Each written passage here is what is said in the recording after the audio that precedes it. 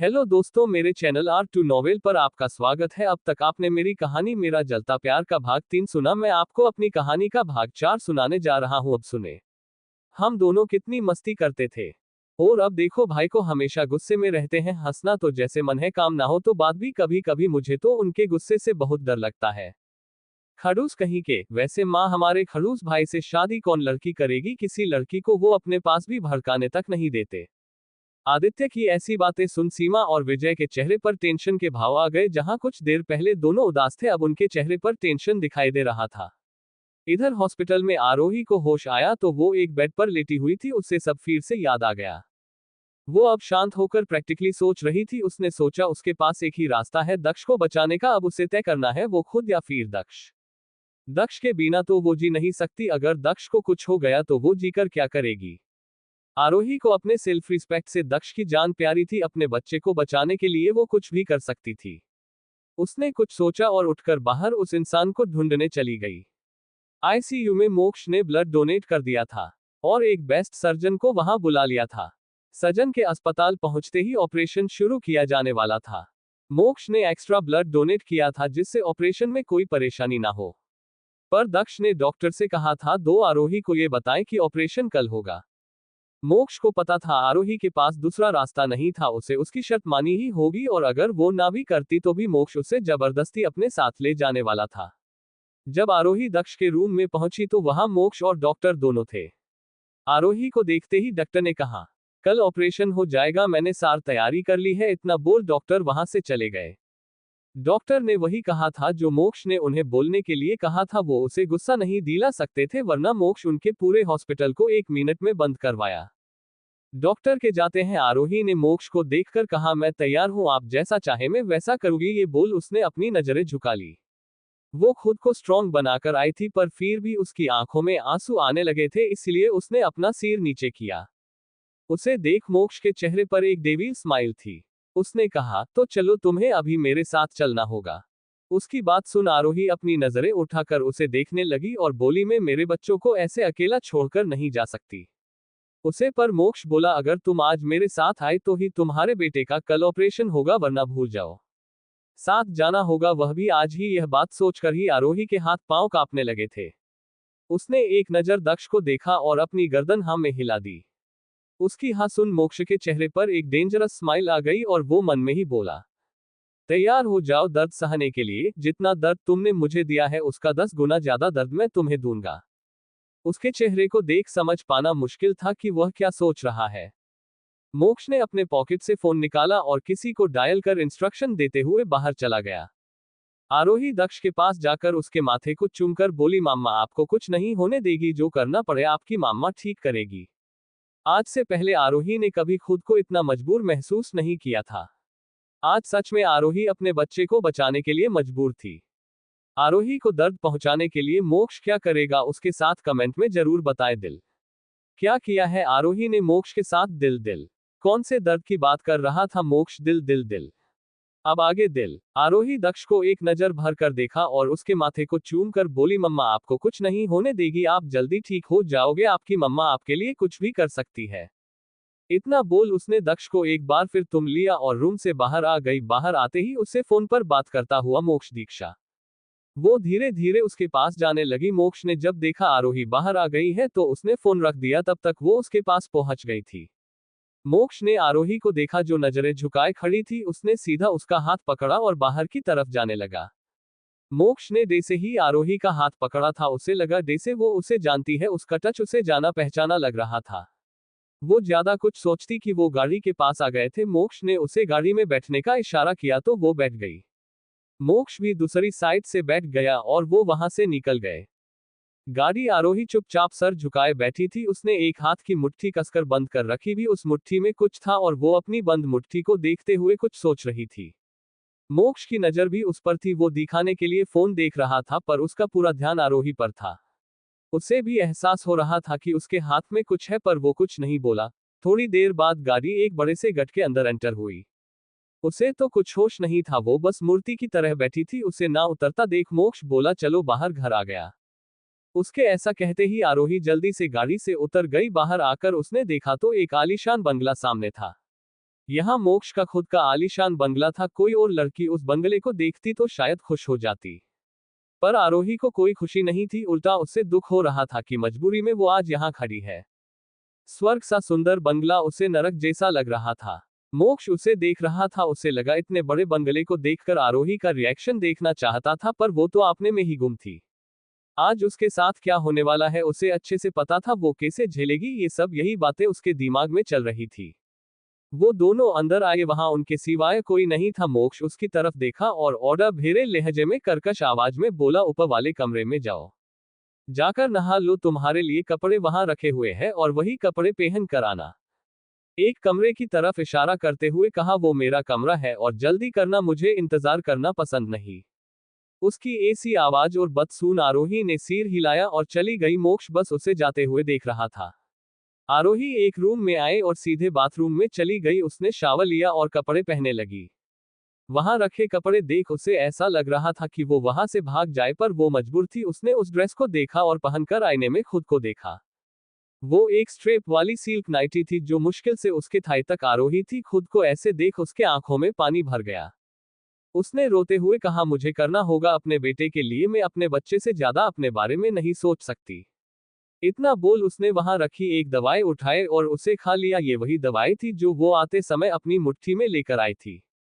उसे panic attack आते थे, अगर हालात ज्यादा खराब हो तो उसे कभी कभी एक दवाई दी जाती थी जिसे उसकी बॉडी सुन्न हो जाती और धीरे धीरे वो गहरी नींद में सो जाती। उसने अपने आंसू पोंछे और बाहर निकल गई। वो वहां चली गई जहां मोक्ष का रूम था। वो उस रूम के बाहर खड़ी थी, अंदर जाने के लिए उसके कदम उठ नहीं रहे थे। उसने दक्ष के बारे में सोचा और अंदर चली गई।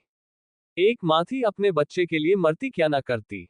अंदर मोक्ष सोफे पर बैठा वाइन पी रहा था। डोर की आवाज सुन उसने डोर की तरफ देखा। जैसे ही उसने आरोही को देखा, देखता ही रह गया। आरोही उसके सामने जाकर खड़ी हुई। उसे कैसा महसूस हो रहा था बता नहीं सकती थी। एक तो उसने ऐसे कपड़े पहने थे जो पहने ना पहने जैसा था, ऊपर से एक अनजान आदमी के सामने खड़ी थी। मोक्ष ने उसकी तरफ एक फाइल बढ़ा दी। आरोही ने उसे रिया और खोलकर देखने लगी। वो कॉन्ट्रैक्ट पेपर थे। ये देखकर तो उसे उसकी पूरी दुनिया घूमती नजर आ रही थी। तभी मोक्ष आवाज आई, साइन करो और अच्छे से पढ़ो क्योंकि हर एक रूल तुम्हें फॉलो करना है। आरोही ने फाइल देखी और पढ़ने लगी। उसमें लिखा था, आरोही खुद अपनी मर्जी से खुद को उसे सौंप रही है। वो जब तक चाहे आरोही के साथ रह सकता है। उस पर आरोही का किसी भी तरह का कोई हक नहीं होगा। अगर वो आरोही के साथ नहीं रहना चाहता तो आरोही को उसे छोड़कर जाना होगा। वो मना नहीं कर सकती। आरोही को उसकी सारी बातें माननी होगी। एक तरह से वो आरोही का मालिक होगा और वो उसकी नौकरी। जब तक आरोही उसके साथ रहेगी वो प्रेग्नेंट नहीं हो सकती। और की सारी शर्तें थी उसके आगे तो आरोही से पढ़ा भी नहीं जा रहा था। उसकी आंखों में पानी भर आया था। वो समझ गई थी कि एक तरह से वो इस आदमी की गुलाम बन गई है। आंसू भरे आंखों से उस पेपर में दक्ष का हंसता हुआ चेहरा दिखने लगा। उसने कुछ नहीं कहा, कुछ नहीं पूछा, बस चुपचाप कॉन्ट्रैक्ट पेपर साइन कर दिए। उसे समझ आ चुका था कि उसकी दुनिया उजड़ चुकी है। उसके पैर लड़खड़ा गए। वो वहीं बेड पर बैठ गई। अब आगे गुलाब। आरोही ने कुछ नहीं कहा, कुछ नहीं पूछा, बस वह कॉन्ट्रैक्ट पेपर साइन कर दिए। उसे समझ आ रहा था आज उसकी दुनिया पूरी तरह से उजड़ चुकी है। आज के बाद वो कोई सपना नहीं देख सकती है, ना ही अपने बारे में कुछ सोच नहीं सकती है। उसे वही करना है जो ये इंसान कहें। ये सब सोच उसके पैर लड़खड़ा गए थे। वो वही बेड पर बैठ गई और पेपर वही बेड पर रख दिया। मोक्ष ने उठकर उन पेपर को चेक किया। उस कॉन्ट्रैक्ट पेपर पर आरोही की सिग्नेचर देख उसके आंखों में चमक आ गई थी। उस पेपर को साइड ड्रॉअर में रखा और आरोही के पास बैठे हुए उससे बोला, मुझे पता है तुम एक सिंगल मदर हो। क्या तुम किसी से प्यार करती हो? उसकी ऐसी बातें सुन आरोही को समझ नहीं आया कि वो क्या जवाब दे। लेकिन फिर उसने अपनी गर्दन ना में हिलाई। मोक्ष उसे घुरकर देख रहा था। उसका जवाब सुन उसकी हाथों की मुट्ठी कस गई थी। उसने खुद को शांत करने की कोशिश करने लगा। मोक्ष फिर बोला, अभी नहीं करती थी पर पहले तो किसी से प्यार करती होगी।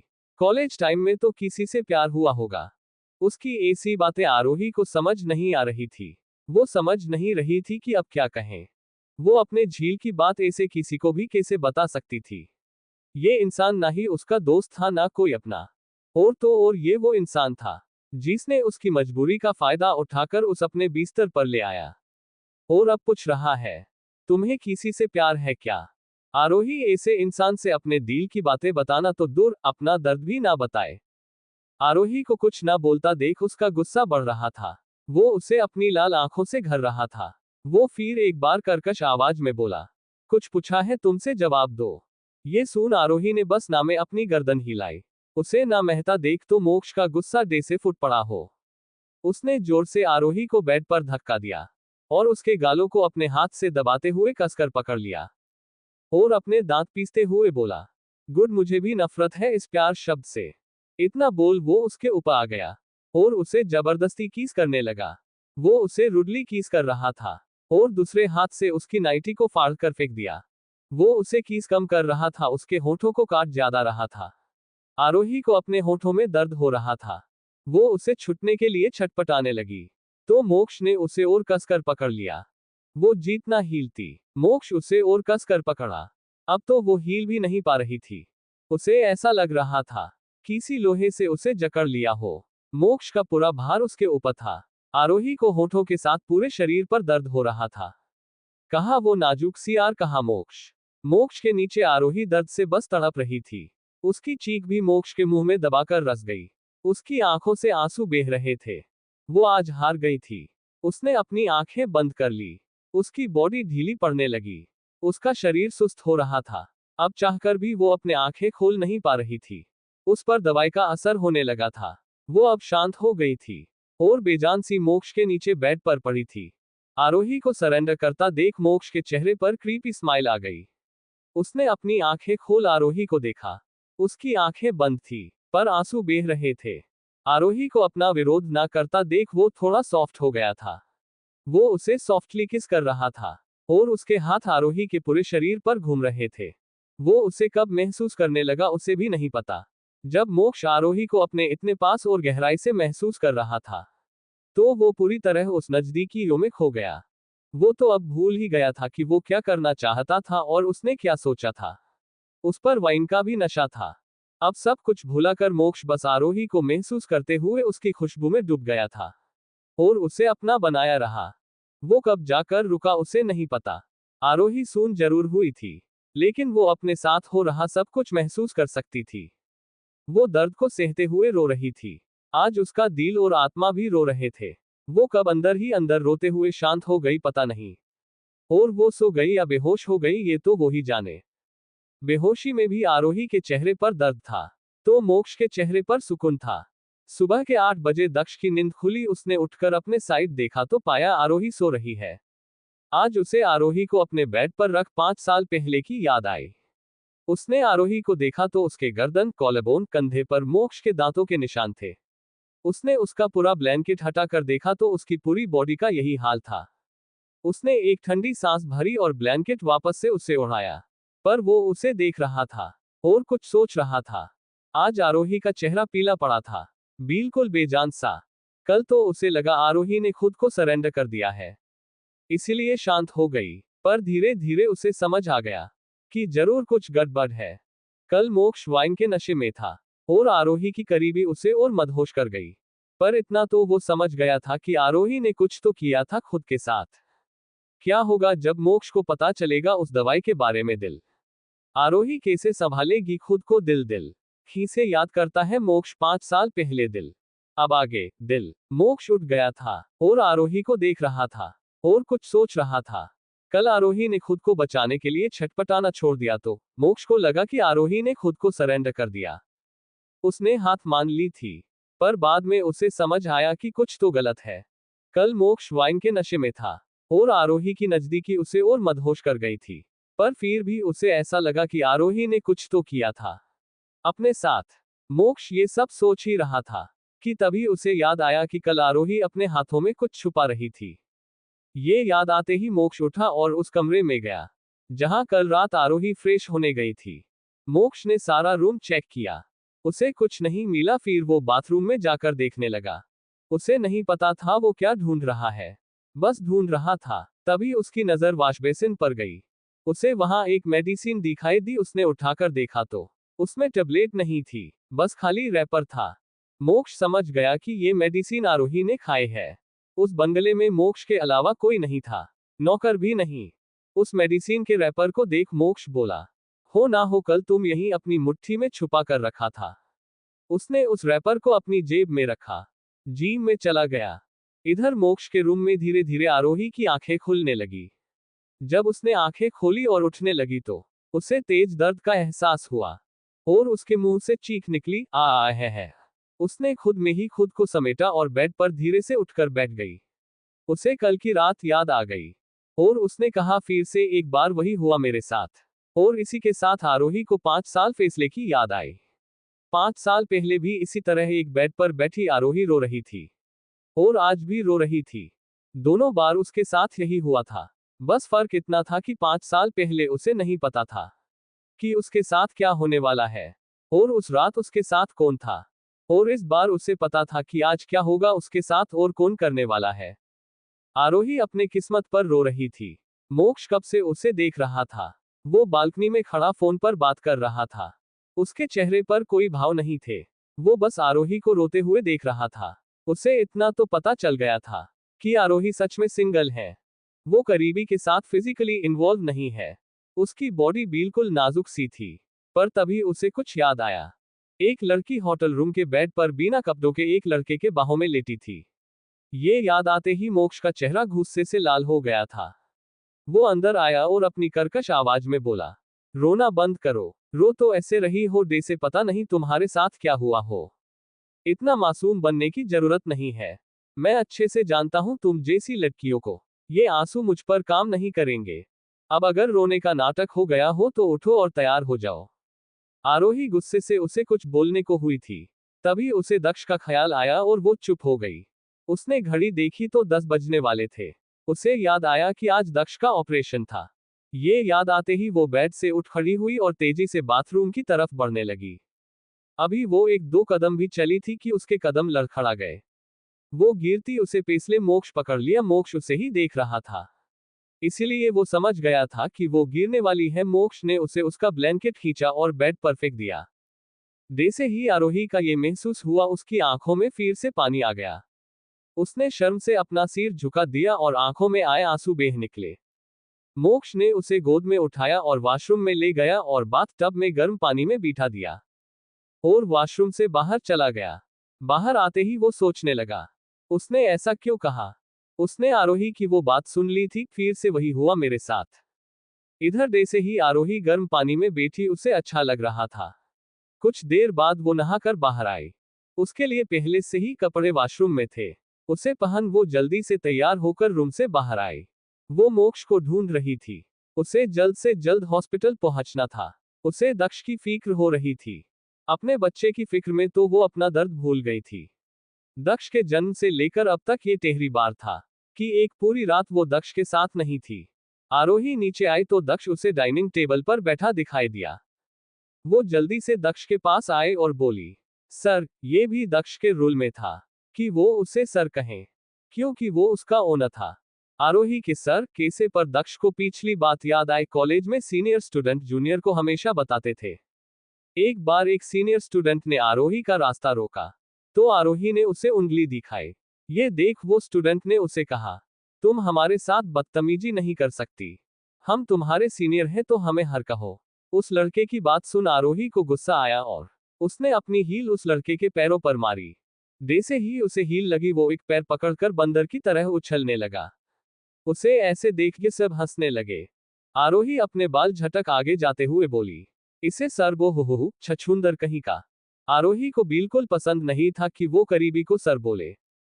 तभी आरोही की एक बार फिर आवाज आई, सर मुझे हॉस्पिटल जाना है। उसकी आवाज से वो होश में आया। वो कौन लड़की है जिसे बार बार दक्ष याद करता है। दिल। क्या मोक्ष पहले से ही आरोही को जानता है। दिल दिल।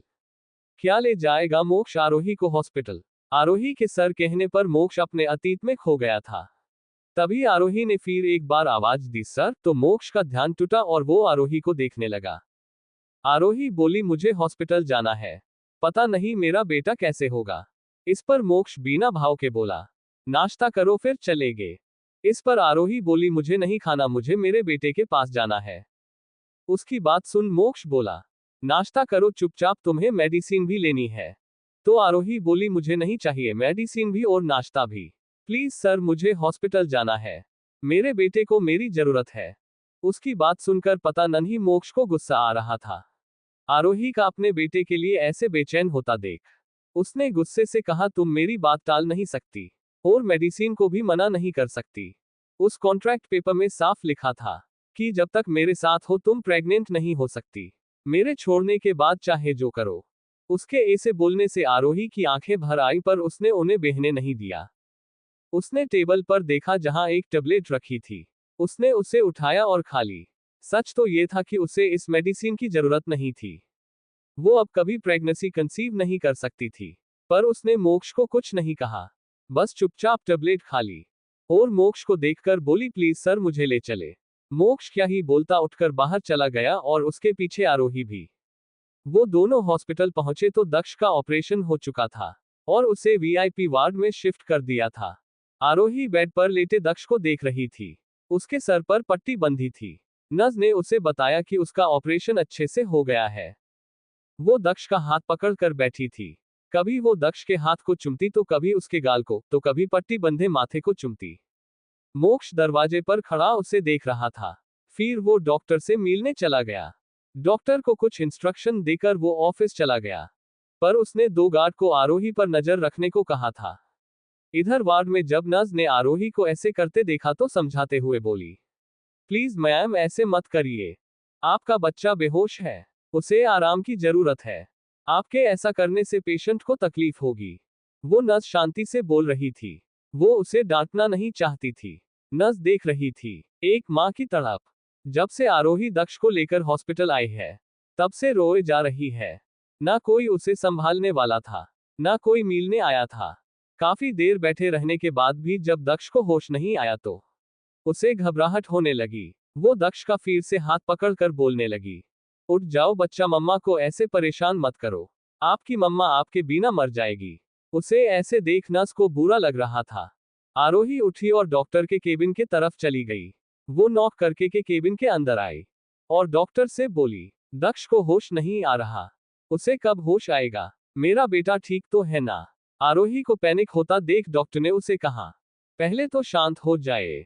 आपका बच्चा बिल्कुल ठीक है। कल रात उसका ऑपरेशन अच्छे से हो गया था। दरअसल डॉक्टर के आने के बाद हमने टाइम ना वेस्ट करते हुए ऑपरेशन कर दिया। अब वो खतरे से बाहर है, उसे होश आने में थोड़ा टाइम लगेगा, वह काफी छोटा है। आप फिक्र मत करिए, सब कुछ ठीक है। डॉक्टर की ये बात सुन आरोही शांत हो गई थी और उसे खुशी हो रही थी। अब उसका बेटा ठीक हो जाएगा। उसने डॉक्टर से थैंक्स कहा और उठकर बाहर जाने लगी। वो उठकर केबिन से बाहर जाती, उससे पहले बेहोश होकर नीचे गिर पड़ी। डॉक्टर जल्दी से उठे और नर्स को आवाज लगाई। नर्स ने आरोही को और एक रूम में लाकर बेड पर लेटाया। आरोही ने 2 दिन से कुछ नहीं खाया था, ऊपर से मोक्ष का वो टॉर्चर। आरोही पहले ही बहुत नाजुक थी, ऊपर से उसने रो रोकर और ज्यादा कमजोर हो गई थी। डॉक्टर ने आरोही को चेक किया, इंजेक्शन लगाया और ड्रीप चाय। डॉक्टर उसे ऑब्जर्व कर रहे थे। आरोही के गले पर दांतों के निशान थे, गालों पर उंगलियों के निशान थे। उसके होंठ हल्के सुजन हुए थे, उन पर कट लगा था, जिसे अभी भी हल्का हल्का ब्लड निकल रहा था। आरोही को देख डॉक्टर समझ रहे थे कि उसके साथ क्या हुआ है और किसने किया है। क्योंकि मोक्ष का बिहेवियर देख वो समझ रहे थे कि मोक्ष आरोही के मजबूरी का फायदा उठा रहा है। पर डॉक्टर कुछ नहीं कर सकते थे। उन्होंने ब्लड के लिए हर मुमकिन कोशिश की थी और मोक्ष को तो वो कुछ बोल ही नहीं सकते थे। उल्टा मोक्ष जो बोले उन्हें वो करना पड़ता था। डॉक्टर को आरोही के लिए बुरा लग रहा था। एक तो वो अकेली थी। डॉक्टर को लग रहा था आरोही के अकेले होने की वजह से मोक्ष उसे मजबूर कर रहा है। डॉक्टर चले गए। थोड़ी देर बाद आरोही को होश आया तो सबसे पहले उसे दक्ष की याद आई। पर वो उठकर दक्ष के पास जाती कि एक नर्स खाना लेकर अंदर आई। उस नर्स को डॉक्टर ने भेजा था और कहा था जो भी हो उसे खाना खिला देना। डॉक्टर इंसानियत के नाते आरोही के लिए इतना ही कर सकते थे। जब आरोही को होश आया तो वो उठकर दक्ष के पास जाने लगी तो एक नर्स खाने की प्लेट लेकर अंदर आई और आरोही को देते हुए बोली, पहले आप खाना खा लीजिए, अभी तक आपके बेटे को होश नहीं आया है। आरोही को खाना खिलाने के लिए उस नर्स को डॉक्टर ने कहा था। इंसानियत के नाते वो इतना ही कर सकते थे। आरोही खाना तो नहीं चाहती थी, वो बस दक्ष को ठीक देखना चाहती थी। पर उसे पता था, अगर उसे दक्ष का ख्याल रखना है तो पहले खुद को ठीक करना होगा। उसने खाना खा लिया और दक्ष के पास जाकर बैठ और उसे होश आने का इंतजार करने लगी। कुछ देर बाद दक्ष की आंखें धीरे धीरे खुलने लगी। उसकी हाथों की उंगलियों में हलचल हो रही थी। उसे हरकत करता देख आरोही ने जल्दी से डॉक्टर को बुलाया। थोड़ी देर बाद जब डॉक्टर दक्ष को चेक करके रूम से बाहर आए तो आरोही उन्हें ही देख रही थी। डॉक्टर मुस्कुराते हुए बोले, कंग्रेचुलेशंस मीन्स आरोही, अब आपका बेटा खतरे से बाहर है और बहुत जल्दी ठीक भी हो जाएगा। आप उसे जल्दी अपने साथ घर ले जा सकती है, पर अभी कुछ दिन आपको उसे यहाँ रखना हो। उसे स्टिकर्स लगे हैं तो कुछ दिन लगेंगे उसे निकालने में, बाकी सब ठीक है। डॉक्टर की बात सुन आरोही की आंखों में पानी भर आया। उसने डॉक्टर को थैंक्स कहा और अंदर दक्ष के पास आ गई। दक्ष आरोही को देख चुप बैठा था। उसे लग रहा था अब उसकी मम्मा उसे डांटेंगी उसकी बात ना सुनने के लिए, पर आरोही ने जल्दी से उसे अपने गले से लगाया। अपने बच्चे को इसे अच्छे से बात करता देख वो हद से ज्यादा खुश थी। उसकी आंखों में आए आंसू गालों पर लुढ़क गए। आरोही दक्ष के चेहरे को अपने दोनों हाथों में लेकर तुमने लगी और उससे बोली, कोई बात नहीं बच्चा, तुम ठीक हो रही मेरे लिए काफी है। पर जब दक्ष ने आरोही को रोते देखा तो उदास हो गया और वो मायूसी से बोला, मैं सच में आपको परेशान नहीं करना चाहता था मम्मा, मैं तो आपका गॉड बॉय हूं ना। आई एम सॉरी मामा। आए मुझे दरवाजे पर एक क्यूट पपी दिखाई दिया, मैं तो बस उसे सेव करना चाहता था, पर वो पपी था कि मुझे मिल ही नहीं रहा था। उसे पकड़ते पकड़ते मैं कब रोड पर आ गया मुझे पता ही नहीं चला और एक गाड़ी ने मुझे टक्कर मारी। ये तो आरोही ने भी देखा था। दक्ष सिर्फ 4 साल का था, पर काफी समझदार था। वो कितनी सफाई से अपनी मम्मा को मना रहा था। आरोही मन ही मन मुस्कुरा रही थी, पर चेहरे पर झूठा गुस्सा लिए बैठी थी। दक्ष बोल, माफ करो ना मम्मा। आरोही तो गुस्सा थी ही नहीं, पर वो बोली, एक शर्त पर, तुम प्रॉमिस करो अगली बार ऐसी गलती नहीं करोगे। इस पर वो जल्दी से बोल, यस मम्मा, मैं प्रॉमिस करता हूँ अगली बार मैं आपको परेशान नहीं करूंगा, अपना और आपका ख्याल अच्छे से रखूंगा। उसकी बात सुन आरोही मुस्कुरा रही थी। इधर मोक्ष के ऑफिस में मोक्ष अपने केबिन में बैठा काम कर रहा था, पर आज उसका काम में जरा भी मन नहीं लग रहा था। बार बार उसे आरोही का चेहरा याद आता और जब वह आंखें बंद कर लेता तो बीती रात की यादें उसकी आंखों के सामने चलने लगती। उसके नीचे लेटी आरोही और उसके साथ बताए वह पल याद कर मोक्ष बेचैन हो रहा था। मोक्ष को और एक बात बेचैन कर रही थी। 5 साल पहले भी एक लड़की ऐसे ही स्तर पर उसके नीचे लेटी थी। वह भी रो रही थी, पर ना अपनी आंखें खोल रही थी, मोक्ष को रोक रही थी। उसे वक्त भी मोक्ष नशे में था और कल भी वो वाइन के नशे में था, पर कल भी उसे 5 साल पहले वाला ही एहसास हो रहा था। मोक्ष को समझ नहीं आ रहा था उसके साथ ऐसा क्यों हो रहा है। उसने अपना सर झटका और काम करने की कोशिश करने लगा कि तभी उसके के केबिन का डोर नॉक हुआ। दक्ष, कम इन। तभी डोर खोल कार्तिक अंदर आया और एक फाइल मोक्ष को दे दी और वही खड़ा रहा। कार्तिक मोक्ष का पा था। कार्तिक अभी जो फाइल लाया था उसमें आरोही की इंफॉर्मेशन थी जो कल ही मोक्ष ने उसे मांगी थी। मोक्ष फाइल खोलकर पढ़ रहा था। उसकी सारी इंफॉर्मेशन पढ़ने के बाद मोक्ष बोला, उस बच्चे का बाप कौन है, उसकी कोई इंफॉर्मेशन क्यों नहीं है। तभी कार्तिक बोला, नहीं मिली सर, वह बच्चा किसका है पता नहीं चल पा रहा है। उसके बर्थ सर्टिफिकेट पर भी मिस आरोही का नाम लिखा हुआ है और बच्चों के प्ले स्कूल एडमिशन फॉर्म में भी पिता का नाम नहीं है। फॉर्म में मीन्स आरोही ने सिंगल मदर मेंशन किया है। मिस आरोही ने प्रेगनेंसी का पूरा टाइम इसी शहर में बिताया है। पिछले 5 सालों से वह यही रह रही है, पर आज तक उन्हें किसी के साथ नहीं देखा गया। मिस आरोही और उनके बेटे के अलावा उनका कोई नहीं है। वह कभी कहीं नहीं जाते और ना कोई उनसे मिलने आता है। बस दोनों माँ बेटे ही उसे घर में रहते हैं। ठीक है, तुम जा सकते हो, पर पता करने की कोशिश करना वो बच्चा किसका है। एक बात और, वो 5 साल पहले यहाँ क्यों आई थी, किसके साथ आई थी, पता करो। कार्तिक हाँ बोल चला गया। मोक्ष उसे फाइल खोलकर उसमें रखी आरोही की फोटो देखने लगा। कौन है दक्ष के पापा, किसके साथ आई है आरोही इस शहर में। मोक्ष क्यों जानना चाहता है दक्ष के पापा के बारे में। अब आगे मिस आरोही और उनके बेटे के अलावा उनका कोई नहीं है। वह कभी कहीं नहीं जाते और ना कोई उनसे मिलने आता है। बस दोनों माँ बेटे ही उसे घर में रहते हैं। ठीक है, तुम जा सकते हो, पर पता करने की कोशिश करना वो बच्चा किसका है। एक बात और, वो 5 साल पहले यहाँ क्यों आई थी? किसके साथ आई थी पता करो। कार्तिक हाँ बोल चला गया। मोक्ष उस फाइल को खोलकर उसमें रखी आरोही की फोटो देखने लगा। आरोही की फोटो देखते हुए उसे कुछ याद आने लगा। एक लड़की बोल रही थी, चलो ना चलते हैं। और कितनी देर यहाँ बैठने वाले हो? मैं बोर हो गई। अब अगर तुम नहीं चले ना, तो मैं तुमसे बात नहीं करूंगी। इतनी देर कोई लाइब्रेरी बैठता है क्या? उस पर मोक्ष बोला, अरे और 5 मिनट रुक जाओ, मैं नोट्स बना रहा हूँ। मुझे तो मेरे और तुम्हारे दोनों के नोट्स बनाने हैं। इतना टाइम तो लगेगा ना। मुझे परेशान करने के पर बजाय तुम मेरी थोड़ी मदद भी तो कर सकती हो। उस पर वो बोली, पहले चलो, मुझे भूख लगी है और मुझे आज मेरा फेवरेट खाना खाना है। अगर तुम नहीं आए ना तो मैं अकेली चली जाऊंगी और तुमसे बात भी नहीं करूंगी। उसकी बात पर मोक्ष ने नोटबुक बंद कर बैग में रखते हुए बोला, चलो तुम मानने वाली नहीं हो। तो उस लड़की ने मोक्ष के गालों पर किस कर लिया और बोली, तुम ना बेस्ट हो।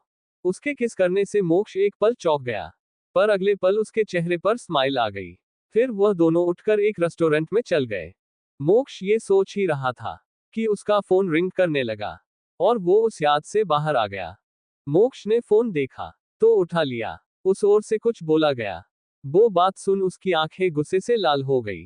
वो उठा और अपनी गाड़ी में बैठ कहीं चला गया। 1 घंटा ड्राइव करने के बाद मोक्ष एक जंगल में पहुंच गया था। चारों तरफ बस पेड़ ही पेड़ थे। कोई आम इंसान ऐसी जगह जाने से डर जाए। उस जंगल के बीच में एक ही रोड बनी हुई थी।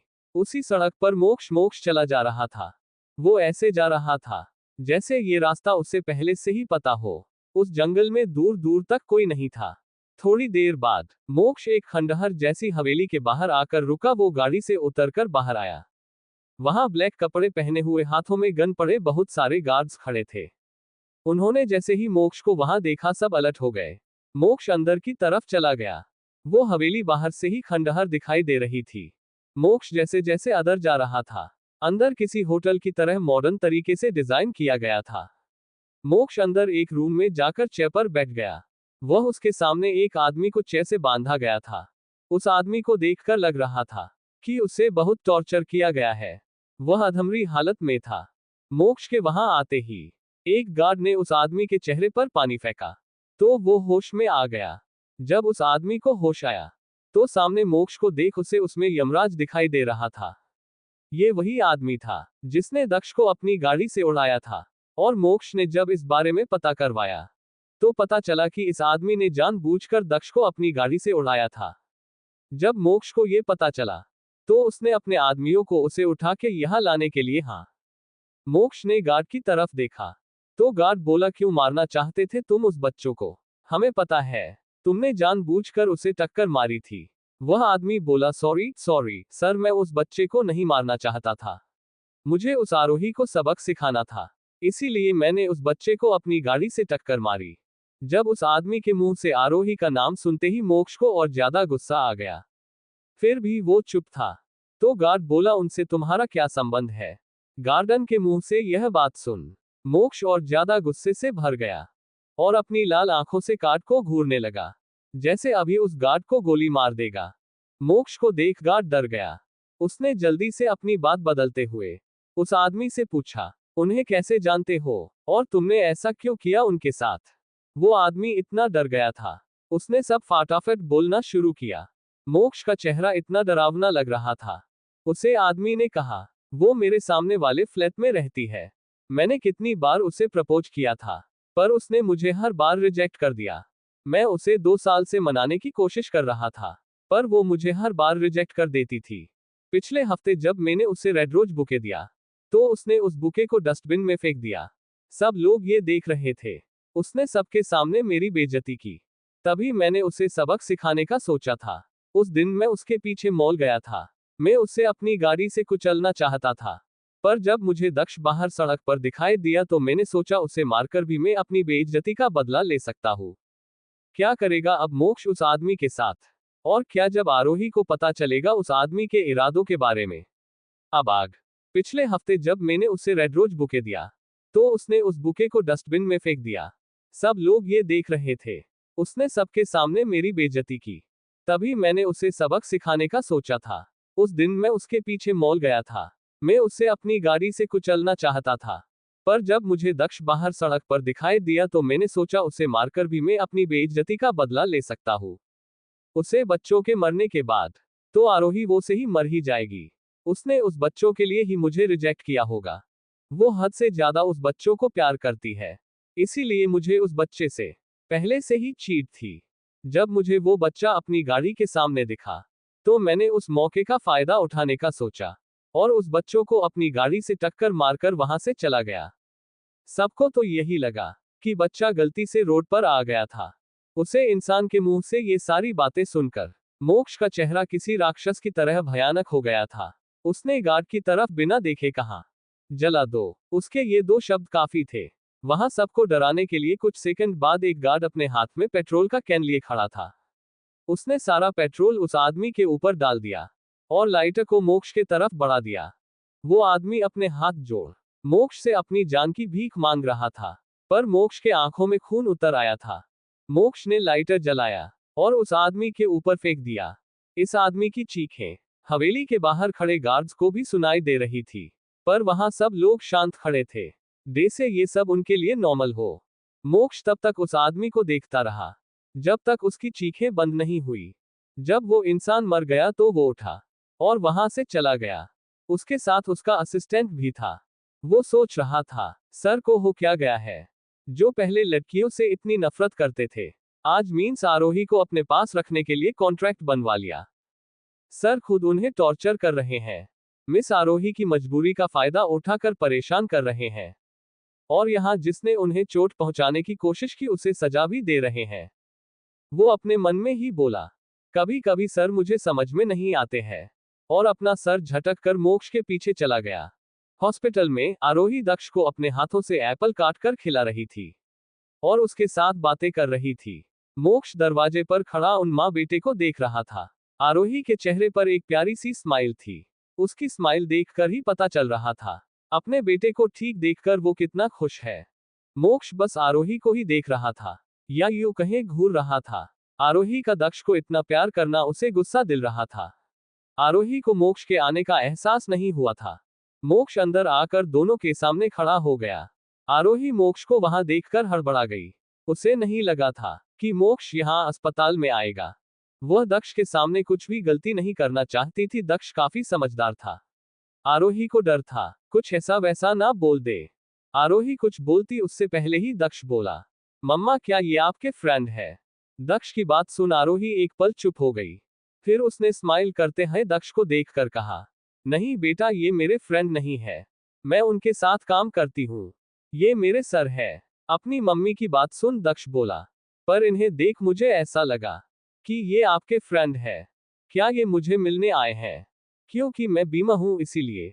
उसकी बात सुन आरोही को थोड़ा बुरा लगा, पर उसने खुद को संभाला और दक्ष के गाल पर अपना एक हाथ रखते हुए बोली, नहीं बेटा ये तुमसे मिलने नहीं आए हैं, उन्हें मुझसे काम है, इसीलिए यहाँ आए हैं।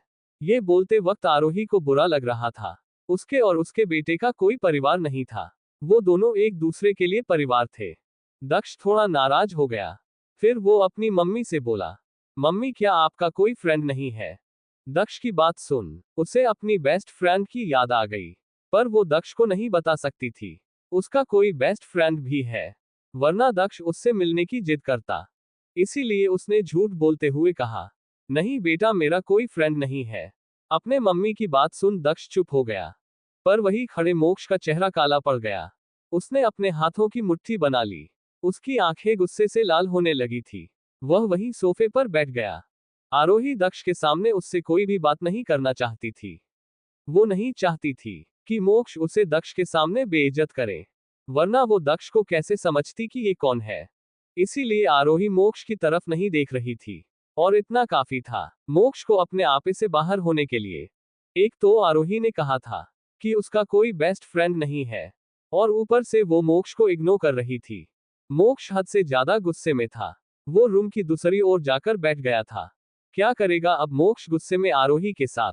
अब आगे आरोही दक्ष के सामने उससे कोई भी बात नहीं करना चाहती थी। वो नहीं चाहती थी कि मोक्ष उसे दक्ष के सामने बेइज्जत करे, वरना वो दक्ष को कैसे समझाती कि ये कौन है। इसीलिए आरोही मोक्ष की तरफ नहीं देख रही थी। तारांकन और इतना काफी था मोक्ष को अपने आपे से बाहर होने के लिए। एक तो आरोही ने कहा था कि उसका कोई बेस्ट फ्रेंड नहीं है, और ऊपर से वो मोक्ष को इग्नोर कर रही थी। मोक्ष हद से ज्यादा गुस्से में था।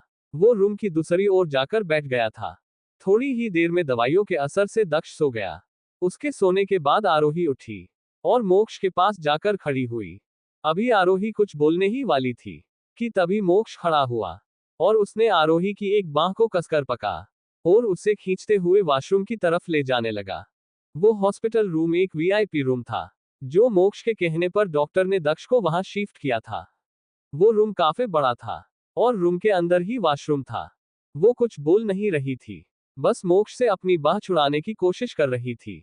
उसे डर था कि उसके बोलने से दक्ष जाग ना जाए। आरोही मोक्ष से खुद को छुड़ाने की कोशिश करते हुए उसे रोक रही थी, पर मोक्ष नहीं रुका। वो उसे सीधे वॉशरूम में ले गया और दरवाजा बंद कर दिया। आरोही को कुछ समझ नहीं आ रहा था कि अब उसे क्या हुआ है। वो बोली, सर ये क्या तरीका है? मेरा बेटा बाहर सो रहा है। अगर वो जाग जाता तो? उसने हमें ऐसे देख लिया तो मैं उसे कैसे समझाऊंगी? आरोही की बात का मोक्ष पर कोई असर नहीं हुआ। उसके कानों में अभी भी आरोही की कही बात गूंज रही थी। ये मेरे फ्रेंड नहीं है, मेरा कोई फ्रेंड नहीं था। वो बस गुस्से से उबल रहा था। आरोही आगे कुछ बोलती मोक्ष ने उसके होठों पर अपने होंठ रख उसे रुडली किस करने लगा। आरोही कसमसाने लगी थी। उसके होठों पर भी उसे दर्द महसूस हो रहा था, पर मोक्ष के आगे वो कुछ नहीं कर सकती थी। तभी उस वॉशरूम में चर्रक की आवाज आई। मोक्ष ने आरोही के टॉप को फाड़कर फेंक दिया था। तारांकन आरोही के आंखों में आंसू भर आए। उसके अपने दिल में दर्द सा महसूस हुआ। उसने अपनी आंखें कसकर बंद कर ली और अपने आप को ढीला छोड़ दिया। आरोही को शांत होता हुआ महसूस कर मोक्ष को अजीब लगा, पर वो रुका नहीं। आरोही कुछ नहीं कर सकती थी, इसीलिए वो शांत हो गई। अगर वॉशरूम से आवाज बाहर गई तो दक्ष उठ सकता था। मोक्ष तो अब अपनी मनमानी कर रहा था और आरोही किसी पत्थर की मूर्ति को तरह खड़ी थी। उसके आंखों से बस आंसू बह रहे थे। आरोही को सांस नहीं आ रही थी, पर वो अब वैसे ही खड़ी थी। आरोही को सांस ना लेता देख मोक्ष ने अपने मुंह से उसे सांस दी और उसके होठों से अलग हुआ तो आरोही जोर जोर से सांसें लेने लगी। मोक्ष उसके होठों को छोड़ गले पर बाइट करने लगा। फिर वो उसके कॉलबोन पर भी किस और बाइट करने लगा। किस करते हुए जब वो थोड़ा और नीचे आया तो उसकी इनर को अपने दांतों से खोलकर फर्श पर फेंक दी और उसके चेस्ट पर अपने होंठों की छाप छोड़ने लगा। वो कभी बाइट करता तो कभी सक करता। वो उसके चेस्ट को अपने हाथों से बुरी तरह मसल रहा था तो कभी मुट्ठी में भींच रहा था। आरोही बस सब कुछ अपने होंठ दांतों में दबाए सह रही थी। उसे डर था कि उसके मुंह से आवाज ना निकल जाए। मोक्ष अब थोड़ा नीचे झुका और उसकी नेवल पर चुमने लगा तो आरोही की सांसें ऊपर नीचे हो रही थी। मोक्ष ऊपर उठा और फिर से उसके होंठ अपने होठों में दबा लिए। उसने उसे कमर से पकड़कर लिफ्ट कर उसके पैरों को अपने कमर पर रैप कर दिए। आरोही की धड़कनें तेज हो गई। उसने अपने दोनों हाथ मोक्ष के कंधे पर रख दिए। मोक्ष ने आरोही को दीवार से सटा दिया। अब वो दीवार और मोक्ष के बीच में थी। मोक्ष अचानक ही उसमें समा गया। आरोही की दर्द से चीख निकली, पर मोक्ष के मुंह में दबकर रह गई। मोक्ष को अपने अंदर समाया हुआ महसूस कर आरोही के रोंगटे खड़े हो गए, पर वो ना कुछ बोल पा रही थी और ना ही हिल पा रही थी, क्योंकि मोक्ष ने उसके दोनों हाथों को अपने एक हाथ से पकड़कर उसके सर के ऊपर पीन कर दिए थे और मोक्ष उसे वैसे ही किस कर रहा था। अब आरोही का मचलना कम हुआ तो मोक्ष ने अपने आप को मूव करना शुरू कर दिया। जैसे ही मोक्ष मूव होने लगा, आरोही फिर तड़प उठी, पर फिर भी ना मोक्ष की मूवमेंट रुकी ना उसका किस करना रुका। कुछ देर बाद मोक्ष ने उसके हाथ को छोड़ा तो आरोही के हाथ उसके कंधे पर आ गए। उसने उसके होंठ छोड़ दिए और उसके क्लीवेज को अपने मुंह में लेकर सक करने लगा। आज आरोही पूरी तरह से होश में थी और किसी लड़के की करीबी महसूस कर रही थी। मोक्ष को अपने अंदर सुमाया महसूस कर उसकी सांसें तेज हो रही थी। उसकी धड़कनें शोर कर रही थी। अपने आप में उसे महसूस कर उसकी बॉडी रिएक्ट कर रही थी। ये बात जान उसने अपना सर मोक्ष के कंधे और गर्दन के बीच रख दिया। मोक्ष को जब उसकी सांसें अपने गर्दन पर महसूस हुई तो उसकी मूवमेंट और ज्यादा तेज हो गई। फ्रेड ना कहने पर मोक्ष क्यों इतना गुस्सा हो गया। अब आगे। आज आरोही पूरी तरह से होश में थी और किसी लड़के की करीबी महसूस कर रही थी। मोक्ष को अपने अंदर समाया महसूस कर उसकी सांसें तेज हो रही थी। उसकी धड़कनें शोर कर रही थी। अपने आप में उसे महसूस कर, उसकी बॉडी रिएक्ट कर रही थी। ये बात जान उसने अपना सर मोक्ष के कंधे और गर्दन के बीच रख दिया। मोक्ष को जब उसकी सांसें अपने गर्दन पर महसूस हुई, तो उसकी मूवमेंट और ज्यादा तेज हो गई। करीब 2 घंटे बाद, दोनों शावर के नीचे खड़े थे, और मोक्ष उसे देख रहा था, पर आरोही उसे नहीं देख रही थी। वो बस अपना सर नीचे झुकाकर खड़ी थी। मोक्ष ने अचानक ही आरोही के माथे पर किस किया तो आरोही ने मोक्ष के चेहरे को देखा। मोक्ष आरोही को अपनी तरफ देखते देख रहा था। आरोही की आंखें पूरी तरह से लाल हो गई थी। इसका मतलब वो देर तक रो रही थी, पर मोक्ष को उसके इतने पास होने पर भी पता नहीं चला कि वो रो रही थी। मोक्ष को अपने आप पर गुस्सा आ रहा था कि वो कैसे अपने गुस्से में सब भुला गया। मोक्ष ने जब आरोही को देखा, तो वो अपने माथे पर अपने हाथ से रगड़ रही थी, जहां अभी मोक्ष ने किस किया था। उसे देख ऐसा लग रहा था कि वो मोक्ष के किस को अपने माथे से मिटाना चाहती हो। मोक्ष ने उसे देख पूछा, ये क्या कर रही हो तुम? पर आरोही कुछ नहीं बोली, बस अपना माथा साफ करने लगी। मोक्ष ने उसके हाथ को पकड़कर उसे अपने पास खींच लिया, और उसके आंखों में देखते हुए बोला, मेरा तुम्हें वहां किस करना पसंद नहीं आया, पर मैंने तो तुम्हें यहाँ, यहाँ, यहाँ और यहाँ भी किस किया है। ये बोलते वक्त वो उसके होठों पर, चेस्ट पर, गर्दन, पेट पर, हर जगह अपनी उंगली से टॉप कर रहा था। उसकी बात सुन आरोही ने कहा, बेशक आपका मेरे पूरे शरीर पर हक होगा।